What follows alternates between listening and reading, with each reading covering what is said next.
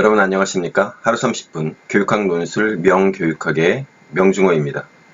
이번 시간에는 5부 교육심리학 도덕성 발달 이론 가운데서 튜리엘과 가치 명료화에 대해서 살펴보도록 하겠습니다.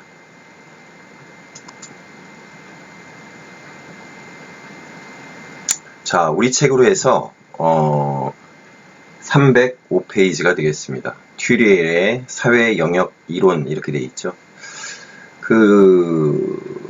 영어로 된 이 이론의 원래 명칭을 한번 보면 Social Cognitive Domain Theory라고 되어 있어요. 그렇죠? 사회적인 인지의 영역과 관련된 이론이다 이렇게 되어 있죠. 바로 이제 이렇게 이것이 중요합니다. 이제 사회적인 어떤 인지, 지식이라고 하는 것이 도메인, 영역이라고 하는 것이 있다라고 하는 거예요. 주장이 그렇게 되는 겁니다. 그래서 이제 사회적 지식 영역의 특징 이렇게 되어 있죠.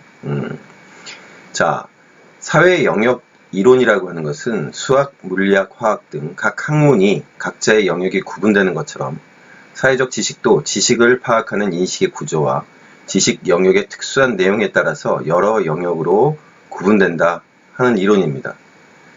그래서 지식 내용이 가진 특수성과 지식을 파악하는 사유 구조의 특수성을 무시하고 하나의 인식 구조 속에 통합시킨 콜버그를 비판하는 이론이 됩니다. 튜리엘은 사회적 지식의 영역이 도덕적 영역, 사회인습적 영역, 개인적 영역으로 구분된다. 이렇게 이제 주장을 하죠. 세 가지 영역은 도덕성 발달의 초기 단계에서부터 각기 상이한 경로를 따라 발달하며 성장한 이후에도 각기 독립된 영역으로 남아서 계속 공존한다. 이렇게 이제 주장을 하는 겁니다. 그러니까 사회적 지식이라고 하는 것이 도메인, 영역이라고 하는 것이 있는데 그것이 세 가지라는 거예요. 도덕적, 사회인습적, 개인적. 자, 각 영역은 다른 영역과 다른 특수한 인지 구조를 가지며 상이한 방식으로 사회적 경험들을 구조화하게 된다. 그래서 이제 사회적 지식 영역을 갖다가 이제 세 가지로 분류한다고 했잖아요. 각 영역을 갖다 한번 살펴보도록 하죠. 개인적 영역은 개인적 성격을 가지며 개인적 선호에 의해 규율되고 상대적이다. 그래서 개인적 영역에서 행동은 도덕적 관심이나 사회적 규율과 관련이 없는 문제로 간주된다. 자, 두 번째로 사회인습적 영역입니다. 개인들 간의 합의와 동의에 의해서 형성되고 따라서 상대적이고 자의적이고 임의적이에요. 친구들끼리의 약속이라고 생각하면 돼요. 네. 선생님하고 관련이 없죠. 그렇죠. 선생님의 입장에서는 인정하지 않을 수도 있어요. 자기네들끼리는 옳은 것이고 자기네들끼리는 좋은 것이라고 생각하지만 선생님의 입장에서 보면은 문제 행동인 거고, 그렇죠. 또 자의적인 거 아니겠습니까? 자기네들끼리 거니까 임의적인 거고. 오전에 서로 약속을 했는데 중간에 점심을 먹다가 사단이 나서 오후에는 둘이 절대 안 보는 것처럼 싸우죠. 임의적인 겁니다. 사회조직에 의해 생겨났으며 그 역할은 사회조직 내부에서 개인들이 상호작용을 조정하고 조직화하는 것을 목표로 합니다. 친구들끼리 그렇죠. 사회인습적 판단은 규칙과 권위에 대한 의존을 통해 이루어지고 개별 집단의 특수성과 제도적인 맥락이 판단의 주요한 요인으로 작용한다. 자, 권위에 대한 의존. 친구들 사이에 있어서도 조금 더 주장이 센 아이가 있습니다. 그렇죠? 그러면 거기에 이제 의존하게 돼요. 그 의견이나 주장에 이제 따르게 되는 거고. 개별 집단, 그 친구들끼리의 특수성이 있죠. 걔네들끼리는 굉장히 특수합니다. 그리고 자기네들끼리 이제 제도적인 맥락이 있어요. 그래서 자기들끼리 옳고 그름을 갖다가 판별을 해서 이거 하자 말자 그러죠. 그래서 사회 인습적 영역에서의 지식의 기반은 사회 체제에 대한 개념이다. 사회 인습적 판단의 준거는 상황 의존성, 변화 가능성, 규칙과 권위의 의존성 등을 포함하고, 그래서 사회 인습적 영역에서의 판단은 권위, 규제, 질서의 유지에 의해 정당화된다. 확대시켜 보면 돼요. 보통 이제 그 친구 집단이라고 하는 것을 좀 더 넓혀서 생각해 보면 되죠. 그런데 이제 이게 좀 더 체계화되고 조직화된 걸로 보면은 바로 이제 사회 인습적 영역의 어떤 그 확대된 모습이라고 판단할 수 있죠. 그 다음에 이제 도덕적 영역입니다. 도덕적 영역에서의 지식의 기반은 시대나 사회적 맥락에 따라 변하지 않는 근원적이고 본질적이며 내재적인 가치 개념이다. 도덕 판단의 준거는 일반화 가능성, 의무, 불변성, 규칙과 권위적 제재로부터의 독립성을 포함한다. 도덕은 보편적, 처방적 성격을 지닌 것으로 합의나 복종에 의해 변경되는 것이 아니며, 따라서 도덕 판단이나 도덕적 의무 또한 보편성을 가진다. 그 앞서서 이 튜리엘이 비판을 했었잖아요. 콜버그에 대해서. 그렇죠? 근데 이제 요 세 번째 얘기를 보면 요 얘기는 콜버그의 얘기예요. 말하자면 콜버그 같은 경우에는 도덕이라고 하는 것을 한 가지 영역으로 그러니까 모든 판단에 있어가지고 준거가 되는 것을 한 가지 영역으로 봤지만, 튜엘 같은 경우는 이제 그걸 갖다가 세 가지로 나눈 거고, 이 도덕적 영역은 콜버그의 주장과 동일합니다. 그렇죠? 도덕적 의무, 도덕 원리는 사회 제도나 인습과는 별개로 존재하는 것으로 도덕적 의무를 회피하기 위해 사회적 인습에 의지할 수 없다. 타인의 해로움 또는 복지, 공정, 권리와 의무에 대한 관심을 포함하고 다른 사람을 위한 행동의 본래적 결과에 의해 정당화된다. 이렇게 얘기를 합니다. 그래서 각 영역에서의 발달이 어떻게 이루어지는가라고 하는 것을 보면, 개인적 영역에서의 발달은 개인적 선택에 대한 역할 통제의 변화를 의미한다. 사회 인습적 영역에서 발달이라고 하는 것은 사회 구성원 간에 예측할 수 있는 행동 패턴을 구조하는 인습적 규범의 역할에 대한 이해의 변화를 의미한다. 도덕적 영역에서의 발달은 사람들이 공정하다고 생각하는 것을 개념화하는 방식의 변화와 타인의 복지에 대한 도덕적 관심으로부터 나오는 의무 개념의 변화를 의미한다. 이렇게 이제 얘기를 합니다. 자, 그래서 사회 인습적 이제 추론의 단계를 7단계에 걸쳐서 이제 발달한다고 보는 겁니다. 그러면서 뭐라고 얘기하냐면 변증법적 과정을 통해서 이루어진다. 그래서 2, 4, 6단계는 부정의 단계고, 상위의 단계로의 이행을 위한 비평형의 시기이고, 그래서 1단계에서 2단계로 정에서 반으로, 다시 이제 3단계로 합으로 갔죠. 이게 이제 정이 돼서 다시 이제 4단계로 가면은 반이 되는 거고, 5단계로 가서 정, 합이 되고 이제 여기서 다시 정, 이제 그렇게 된다라고 하는 의미예요. 자, 단계적 특징을 한번 보죠. 어쨌든 중요한 건 1단계, 3단계, 5단계, 7단계가 되는 거예요. 합이 이루어지는. 1단계에서는 인습적 규칙에 의해 규제되는 통일된 행동으로 이제 인습을 받아들이고, 그 다음에 1단계를 부정한 다음에 3단계로 가서 인습을 사회 질서로 유지하는 규칙으로 이제 인식을 하는 거죠.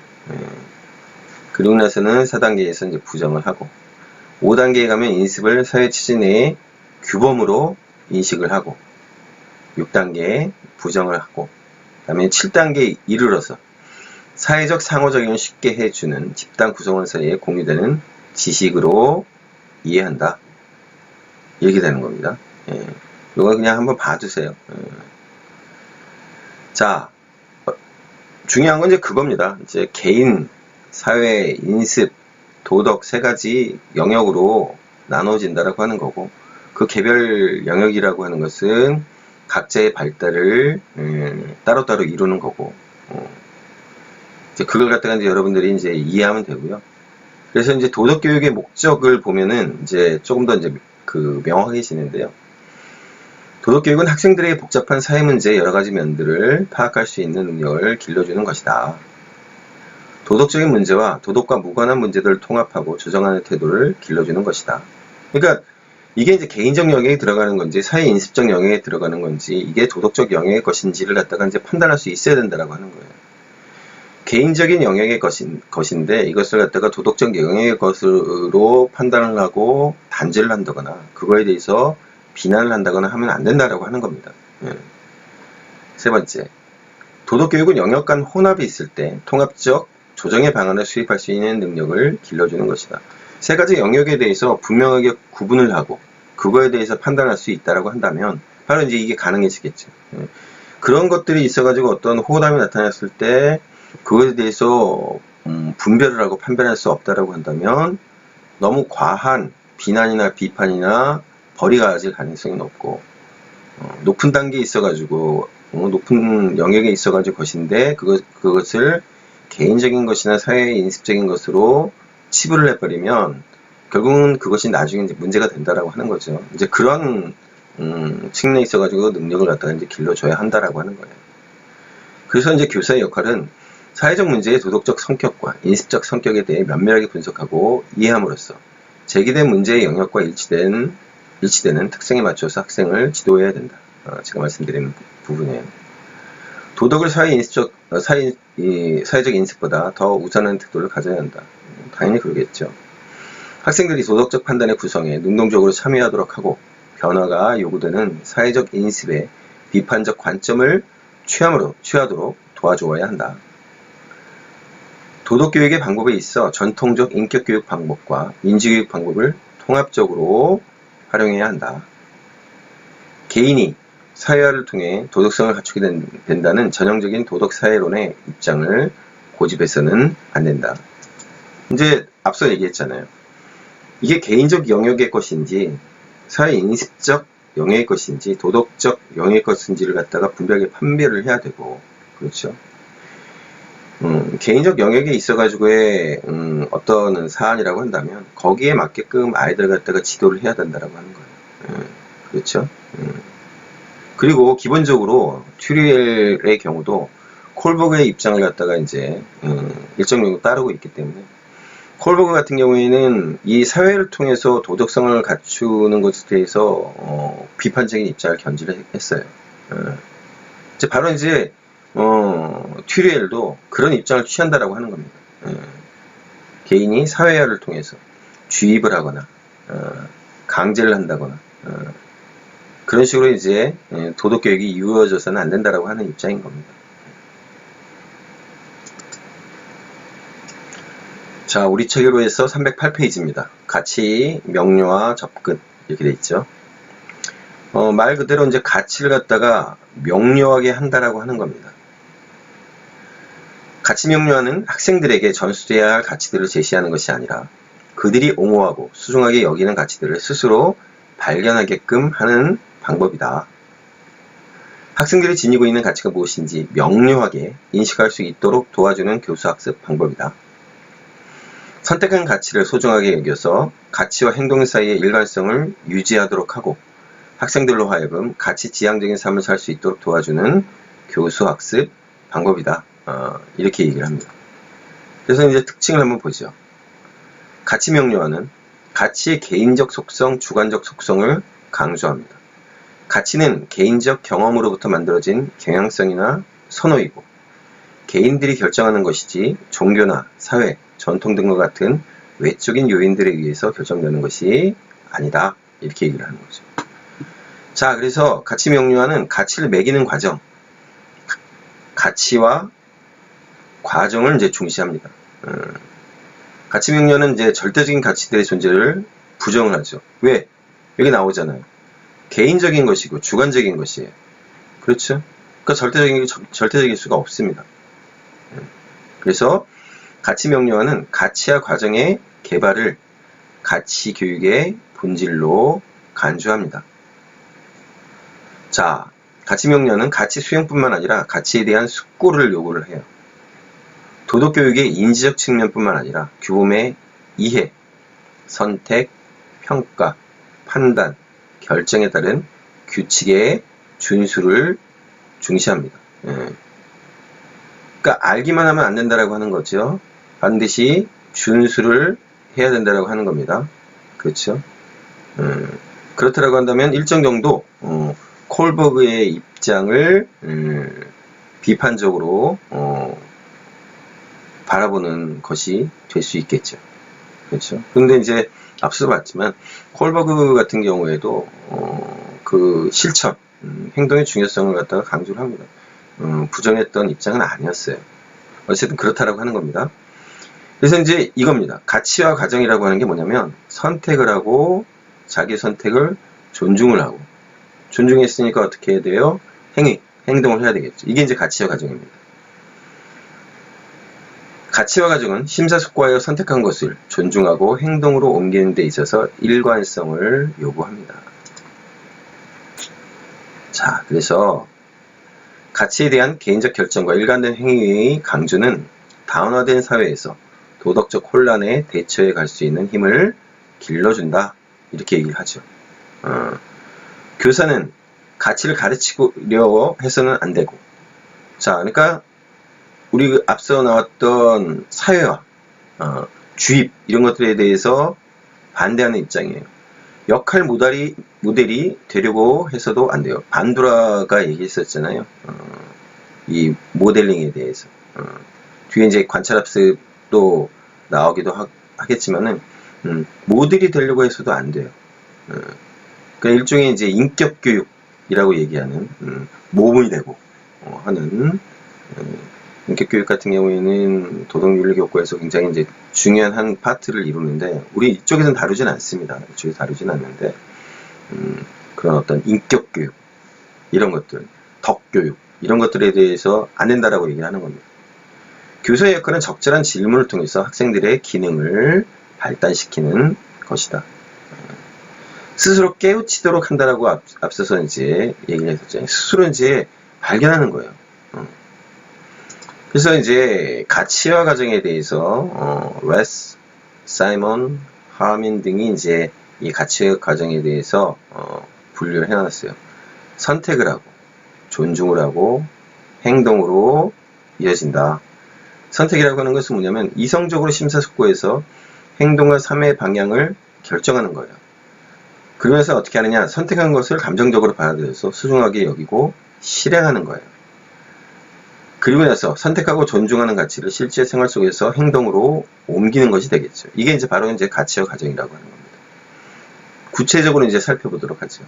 선택, 어떻게 하느냐? 자유롭게 선택하는 거예요. 개인적인 거라고 그랬잖아요. 주관적인 거라고 그랬잖아요. 그러니까 자유롭게 선택을 할 수 있겠죠. 여러 대안들로부터 이제 선택을 해야 되겠죠. 어쨌든, 가치를 갖다가 명료화해야 되잖아요. 그렇게 하기 위해서는 어떻게 해야 돼요? 다양한 것들 가운데서 내가 선택을 하고 결정을 하고 해야 되겠죠. 그 다음에 이제 대안들의 결과를 갖다가 고려한 후에 선택을 해야 되겠죠. 뭐 너무나 당연한 겁니다. 너무나 당연한 거죠. 선택을 갖다가 이렇게 할 수밖에 없죠. 그 다음에 존중이에요. 선택한 것을 소중히 여기고 이제 기뻐하는 겁니다. 두 번째는 선택한 것들을 다른 사람에게 자신감 있게 확언을 해야 되겠죠. 쭈뼛쭈뼛 하면 안 되겠죠. 내가 선택한 가치를 존중하는 것인데. 자, 그러고 나서는 어떻게 해야 돼요? 행동으로 옮겨야 되겠죠. 선택한 것을 행동으로 옮기고, 그리고 반복적인 행동을 통해서 생활 양식으로 굳히는 겁니다. 습관화 하는 거죠. 자, 이것이 바로 가치와 가정의 이제 내용이 됩니다. 자, 이어서 가치 명료화의 이제 방법론입니다. 어떤 방법을 통해서 가치 명료화, 가치와 가정을 갖다가 이제 만들어내느냐, 진행시켜 나가느냐와 관련되어 있는 거죠. 그래서 이제 가치 지침이에요. 인디케이터라고 되어 있죠. 가치들이 나타날 수 있도록 하는 지침으로 목표와 목적, 야망, 태도, 관심, 감정, 신념화, 확신, 활동 등이 이제 이 가치 지침에 해당이 되는 거죠. 명료와 반응. 교사가 학생들로 하여금 그들이 한 말이라는 행동에 대해서 더 생각해 보도록 자극하고 권하는 대화 전략이 바로 이제 명료와 반응이에요. 그 다음에 이제 가치지라고 하는 게 있습니다. value sheet라고 되어 있어요. 이 참 가치지, 그러니까 이게 저도 맨 처음에 가치지라고 하는 요 한글만 봤을 때 무슨 말인지 몰랐어요. 근데 가치지, 종이지자를 쓰는구나. value sheet. 그러면 우리가 그냥 알 수 있는데 요 말만 가지고는 모르죠. 학생들이 답변해야 할 도전적인 진술이나 질문으로 이루어진 이제 종이에요. 그래서 학생들은 자유롭게 심사숙고하여 선택을 하고 자신의 반응을 기록한 후에 소집단을 이루어서 그러한 반응에 대해서 이제 토의하기도 하죠. 적는 거예요. 자기 자신이 가치 있다라고 생각하는 것을 갖다가 이제 적는 겁니다.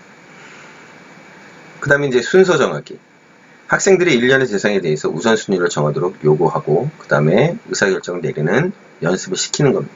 여러 가지 이제 가치 있는 어떤 토픽들을 갖다 딱 주겠죠. 그 가운데서 우선순위를 갖다가 정하는 겁니다. 우리 이제 그런 것들 많이 하잖아요. 재미삼아서도 하고 심리 검사할 때도 쓰고 뭐 할 때도 쓰고. 그래서 너의 성격은 강아지 비슷해, 너는 돼지 비슷해, 너는 소 비슷해, 뭐 이런 식으로 그런 것처럼 이제 순서 정하기를 통해서 자기 자신이 가치롭게 여기는 것에 어떤 순서를 갖다가 매겨보는 그런 연습을 하는 거죠. 짝 정하기. 학생들에게 짝을 정해서 가치에 대한 자신의 생각을 말하게 하고 상대방의 말을 듣게 함으로써 상대에 대한 존중감을 이제 증대시키는 활동. 그 다음에 가치 투표. 투표를 통해서 이제 할 수 있겠죠. 그 다음에 가치 연속성. 학생들이 모든 가능성을 망라할 수 있는 범위에 대한 자세히 조사하도록 하고. 그래서 다양한 해석의 영역이 있음을 깨닫게 해주는 것이다. 가치라고 하는 것이 개별적으로 떨어져 가지고 이 가치는 저쪽에 있고 이 가치는 이쪽에 있고 그런 것들이 아니라 그런 것들이 굉장히 밀접한 연관이 있고 그렇죠. 그래서 어떤 게 훨씬 더 낫고 어떤 게 훨씬 더 못하고 라고 하는 게 아니라 그 중간지대에 애매모호하게 이러지도 못하고 저러지도 못하는 어떤 가치들이 산재에 있다라고 하는 것을 갖다가 깨닫도록 해주는 거예요. 그게 바로 이제 가치 연속성입니다. 그런데 이제 비판을 받습니다. 가치 명료와 이론이라고 하는 것이 본격적으로 제기된 어떤 시점 자체가 콜버그 때와 이제 유사한 시기예요. 시기적으로는 조금 더 앞서는데 가치 명료화라고 하는 것이 제기된 시점 자체가. 근데 이제 이 가치 명료화라고 하는 이 이론이 나오게 된 역사적인 배경이 있죠. 이 가치 명료화라고 하는 것이 1950년대, 60년대 거치면서 제기된 이론이거든요. 당연히 미국이겠죠. 그때 상황이 어땠습니까? 2차 세계대전이 끝나고, 그렇죠. 반전 분위기가 이제 팽배하게 되고, 2차 세계대전이라고 하는 것이 제국들끼리의 싸움이었잖아요. 특히나 이제 권위주의 체제를 이루고 있던 독일이라든가 이탈리아라든가 일본이라든가 하는 나라들이 이제 촉발시킨 전쟁이었고, 그러다 보니까 이제 한쪽이 이제 권위주의적인 그런 어떤 동원 체제로 가면 그 반대편에 있는 그 체제도 아무리 이제 민주주의, 자유주의를 구가한다고 할지라도 동원 체제가 될 수밖에 없고 권위주의적인 속성이 나올 수밖에 없죠. 게다가 전쟁이라고 하는 것에 수많은 사람들이 희생을 당했잖아요. 그러니까 신물이 나죠. 전쟁에 대해서 신물이 나고. 이겨야 된다라고 하는 경제이라고 하는 가치가 특세를 하게 되고 비인간적인 측면들이 돌출되어 나오고 그러다 보니까 이제 사람들이 무슨 생각을 하게 됐어요. 전쟁 신물 난다. 권위주의 신물이 나고 전쟁통에 동원체제 속에서 있다 보니까 자유를 갈망하게 되고 그렇죠. 전쟁이라고 하는 것이 이겨야 된다고 하는 하나의 가치를 위해서 가잖아요. 바로 이제 그러한 상황 속에서 나온 것들이 바로 이제 이 가치 명료화를 비롯해서 우리 이제 실존주의도 그렇고 그런 것들이 이제 나오게 되는 겁니다. 우리가 이제 앞서서도 교육 철학에서 봤지만 실존주의라고 하는 것이 가지고 있는 특징이 뭐예요? 개인을 강조하는 거예요. 개인. 가치 명료화도 마찬가지입니다. 개인을 강조하는 거예요. 그러니까 시대적인 어떤 상황하고 굉장히 밀접한 연관이 있는 거죠. 다 연관이 있는 겁니다. 그래서 내가 가지고 있는 신념, 가치, 믿음, 나의 주관성, 나의 에고 이런 것들이 굉장히 중요하게 대두가 되기 시작하는 그 시점에 나온 이론 가운데 하나예요. 가치 명료화라고 하는 것도. 이제 더 이상 국가, 체제, 어떤 독재자 개인의 어떤 가치 그런 것들은 이제 거부하고 이제 내가 추구하고자 하는 어떤 가치, 자유에 입각한 개인의 자유에 입각한 그런 것들을 갖다가 이제 추구해야 된다라고 하는 어떤 시대적인 어떤 정신이 반영된 것이 바로 이제 이 가치 명료화입니다. 이제는 그 누구의 이야기도 중요하지 않아. 내가 좀 생각하고 있는, 내가 중요하다고 생각하고 있는 이것을 향해서 좀 내가 나가야겠어. 실존주의하고 굉장히 비슷하죠. 맥락이 굉장히 비슷해요. 그래서 나의 가치를 갖다가 뚜렷하게 하는 것, 나의 가치를 선택해서 존중하고 지켜나가는 것, 그런 것들이 중요해 라고 얘기를 하는데 어떤 비판을 받냐면 단순한 선호의 문제와 구분하기 힘들고 가치의 본질과 속성에 대한 철학적 분석에 소홀하고 무이론적이다. 그렇죠. 이론이 없습니다. 너 가치 중요한 거야. 그렇죠. 네가 생각하는 거 중요한 거야. 그러니까 이론이라고 하는 게 없어요. 그리고 이제 선호의 문제하고 구분할 수 있겠습니까? 내가 좋아해. 너 그거 왜 선택했어? 공자님께서 말씀하시기를, 예수님께서 말씀하시기를, 석가모니께서 말씀하시기를 이 아니에요. 내가 선택했고 나는 이게 중요하다고 생각해. 나는 이게 옳다고 생각해. 그러면 가치 명료화에서는 뭐예요? 그래? 인정. 존중해줄게. 그런 거죠. 그러니까 철학에 기반하지 않아요. 오로지 내 생각에.